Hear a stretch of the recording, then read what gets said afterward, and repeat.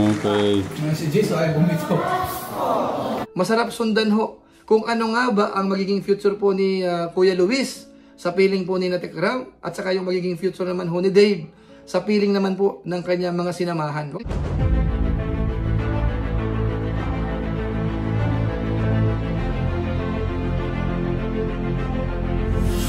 Ayun, shoutout guys, muli po, welcome to my YouTube channel. Ito po si Kuya Julay, ang inyong katugang, ang inyong kalingap na muli na namang bumabati po sa inyo ng magandang araw, magandang gabi. Saang sulukman po tayo ng mundo naroon. At sa araw na ito, panibagong vlog po tayo. Pag-usapan po natin yung patungkol po sa mga inaalagaan po ni Tekram. Particular po kina Kuya Luis at saka po kay Dave na kung saan ay ayaw na po kay Tekram. Makawain po natin. So sa pagkakataong ito, pag-usapan po natin dahil sa mga comment section, marami hong nanghihinayang sa biyaya or blessings na natatanggap po ni Dave dito nga po kay Tekram. Kasama po yung mga sponsors. So lumalabas po sa ngayon kasi ayaw na. Kaya ang sabi po ng marami, wag nang pilitin at ito po ay ibigay po sa iba. So sa pagkakataong ito, i-highlight po natin yung biyaya ho na para kay Dave na maaaring mapunta po sa iba. So pag-usapan po natin yan maya-maya ng konti. Pero bago po yun, konting paalala lang po muna. Baka sakaling meron po ditong hindi nakasubscribe sa ating YouTube channel, huwag natin kalimutan, Julay Paunil. Tapos pakipindot lang po yung notification bell button para lagi po tayong updated sa aking mga video upload.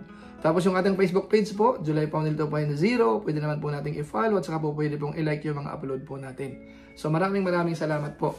At yung mga kasamaan po natin sa Team Kalinga, kung okay lang po na masuportahan po, pakisuportahan. At siyempre po, sina Kuya Bal Santos Matubang, Kalinga Prab, at saka po sina Tekram, suportahan po natin. Maraming salamat po sa inyong lahat. Ngayon tuloy na po tayo. Pag-usapan na po natin itong patungkol nga po sa mga alaga po ni Tekram. At hindi naman po lingid sa kaalaman natin na marami-rami na pong inaalagaan po sila bukod po sa mga eskolar, kundi yung mga talagang itinuring na po mga anak, parang hindi na po iba, sariling pamilya na po.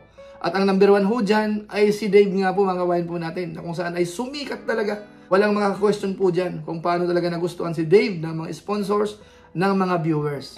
Kaso nga lang po, itong mga nangyayari itong mga nakaraan, talagang may problema nga po. At ang pinanghihinayangan po dito ay yung mga biyaya na dapat natatanggap ni Dave, na sa malamang, yun po ay mahihinto at maaaring pong ibigay po sa iba. Yun nga po ang kino-comment po ng mga viewers natin, na wag nang pilitin. Pati nga ho yung mga damit, sabi ng mga nagko-comment, karamihan, wag na daw ibalik, wag na daw ibigay. Dapat daw ibigay na po dun sa mga mas deserve, mga kabayan po natin. Kaso nga lang ho, siyempre yung mga sponsors naman po, yung mga ganong bagay ho, ay nakalaan kay Dave yun. Kaya abangan po natin kung ano po ang mangyayari dyan. Kukunin pa nga ba ni Dave yung kanyang magamit or hindi na? At ano ang aksyon na gagawin naman po ni Tekram kung sakasakaling hindi na po yan balikan. So sa pagkakataon pong ito, ang i-highlight po natin ay yung sinasabi pong mga biyaya na parang sinayang na po ni Dave. Kasi nga po, sa tingin natin, meron na pong nasasandalan. Meron na hong nag-aalaga, meron nagbibigay ng pera, nagbibigay ng allowance, nag-a-advise. So ang dating po dito, walang kwenta si Tekram. Kumbaga ho, ang nakapaligid sa kanya ngayon, ang mas mahalaga po kay Dave, mga kabayan po natin. Kaya paminsan-minsan ho, naiisip po natin, ano nga ba ang magiging future po ni Dave sa ngayon? Na ang mga nakapaligid po dyan ay yung kanya mga ninong-ninang, yung mga nagbablog po sa kanya, at saka ilang mga sponsors.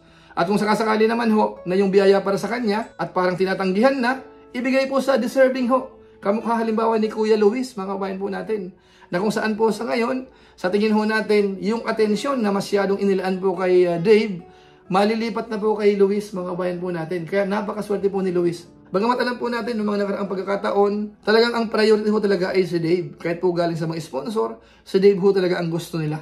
Kung baga ho si Luis, nasa tabi-tabi lang Pero sa pagkakataong ito, siguro ito naman po ang break ni Luis. Kaya sa pagkakataon pong ito, gusto ko pong ipapanood po sa inyo kung paano ho si Luis o kayong kanyang magandang kalagayan sa piling po ni Tekram. Panoorin po natin ito. I-didiretso ko na lang po para makita lang ho natin kung ano po yung mga banding ng mga bata. At tingnan nyo po kung masaya nga ba sila, yung totoong kasiyahan. Panoorin po natin. All together. I want to see. Okay. Si Jason ay bumito. Ay, Ramil, sige na. Puntahan ko muna yung mga kaibigan. Nakakatuwa si Kuya nandito. Ang sarap naman ng linuto. Baka pwede namang matikman yan, Tito John. May banding yung mga pogi. Si Kuya Floyd nawala.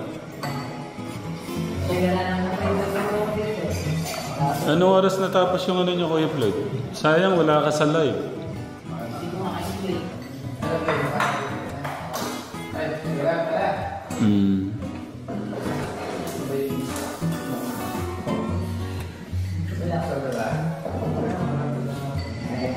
Kasarap.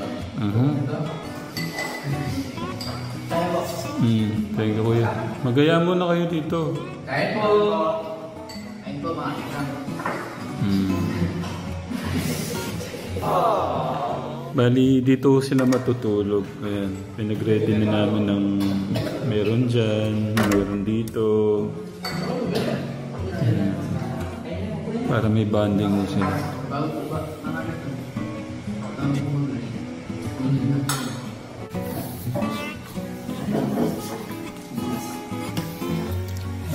Parang pancit canton lang pala. Ba't di nang binuksan tong isa? Mainit. Wow! Ano lasa, Tito Jun? Nag-toothbrush na ako eh. Ito. Nag-toothbrush na ako. Sorry, gusto ko mong... Sa dami rin ganito yung banding. Nagkaroon na po ang letra. Hindi lang nasa anghang. Anghang talaga. Hindi pa nila lahat.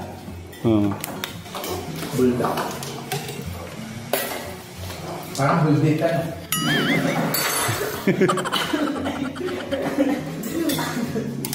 Ay, di ba?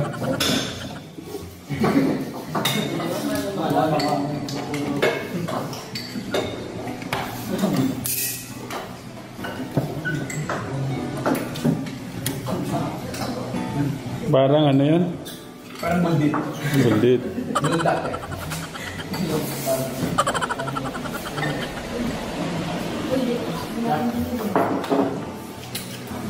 Anong mas masarap yung pancit canton o yan? Pancit canton ba? Number 1. Pancit canton.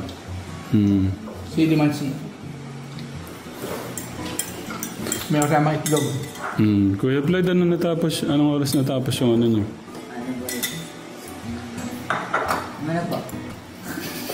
Nag-isip ka pa? Okay, o sige. Kinuha ko lang yung moment nila. Grabe. Paano? Paano sa'yo, Kuya? Dito ka umarap. Si Kuya Lester. Paano yung hang? Arap ka dito. Promekta na saan? Oo, Kuya. Si Kuya Floyd muna. Hindi po ako nang dito. Ay, hindi. Wala. Kahit si ano. Si Kuya muna. Paano nga ang hangin, no? Parang maasim nga. Si Bonso. Paano yung hanggang? Hindi naman talaga. Okay. Sige, okay na yun. Good night na kayo dito. Thank you ulit kay Kuya Floyd, kay Bonso, kay Kuya Lester at Kuya Renzo. Enjoy lang, ha? So yan po mga kababayan po natin, ano? Yun po yung mga bata. Pero ang hinahighlight po natin ay si Luis. So kitang-kita po natin na masaya po sila. Ano sa pagkain, walang kaproblema, yung tirahan, yung banding, magbabarkada, yung mga anak din ni Tekram, yung mga kamag-anak nila doon, mga pamangkin, masaya po silang lahat. So nakita po natin dito, maganda ho ang naghihintay na future ho kay Kuya Luis po dito sa piling ni Tekram. Kaya minsan nga po naisip natin, masarap antabayanan po ito, masarap bantayan, masarap sundan ho kung ano nga ba ang magiging future po ni Kuya Luis sa piling po ni Tekram at saka yung magiging future naman ho ni Dave sa piling naman po ng kanyang mga sinamahan. Huwag natin sabihin wakwak, yung kanyang ninong-ninang at saka mga sumusuporta, mga sponsors. So akaabang-abang po yan at siguro mga ilang taon lang makikita mo natin kung sino nga ba talaga ang maganda ang pangalaga at yung talagang magbubunga na makikita po natin sa mga beneficiaries.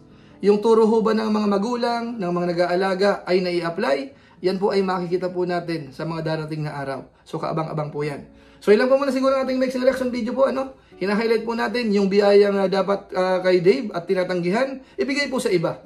Nandyan po si Kuya Luis at saka iba pa pong mga recipient na karapat dapat pong tulungan ni Tekram Ho. So maraming salamat po sa inyo. Lalo na po yung hindi po nag-i-skip ng ads po dyan. Maraming salamat. At kung inyo ba ito nagustuhan, pwede po nating i-share. So maraming salamat po sa lahat ng ating mga viewers. So muli, ito po si Kuya July, ang inyong katugang, ang inyong kalingap na pansamantala nagpapaalam po muna. Kita-kita ulit tayo sa mga susunod ko pang vlog. Maraming salamat sa inyong walang sawang pagsuporta po sa ating YouTube channel. Pagpalain naman ng Diyos, mabuhay tayong lahat. God bless. Bye-bye!